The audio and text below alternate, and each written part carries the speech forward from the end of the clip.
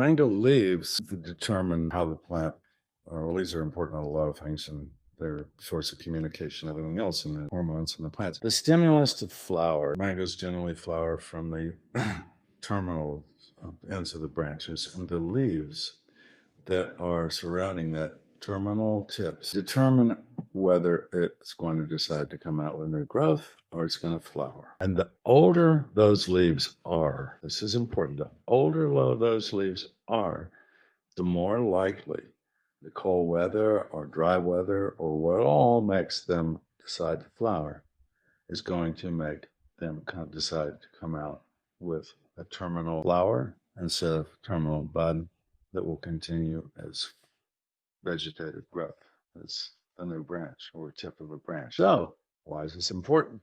It's important because if you cut your tree back and it comes out in new growth, say in November, it's very unlikely to flower at all. But if you cut your tree back in March or right after you get your fruit off, even if it's in August, it could make a difference. Again, if you cut a tree back in August or in, let's see, February, if it's a really big tree and you've cut a whole lot off of it, it's not going to slow down. It's going to come out with a new growth, a new growth, a new growth, and you're going to have new growth all summer long and into the winter, and it's not going to fruit the next year. So that's one advantage. I mean, that's the problem you got with a really big tree. You've got to cut back.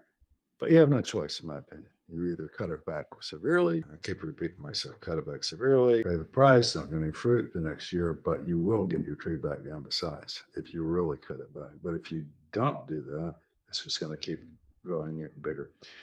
But your smaller trees that you don't have to take that much off of, that aren't going to come out and grow real vigorously, then the earlier you can still the earlier you get the fruit, you trim it and get the branches off you want, the more likely it's going to have old enough foliage on it in the winter to flower as that fruit. And so as far as timing, people think, oh, well, what's healthy, what's not healthy for the tree, whatever.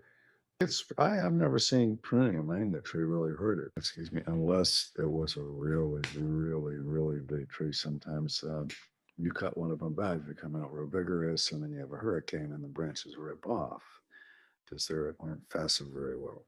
But other than that, I think that pretty much covers, all I have to say about pruning. Just shake the tree however you like. Maybe when the tree's up, when I say, if you got a tree that's 8 feet tall, if you want to bring it back 2 feet to 6 feet tall, so it might be 8 feet tall the next year, leave it at that height. But don't let them go too long because it's a lot easier to trim them. That's it.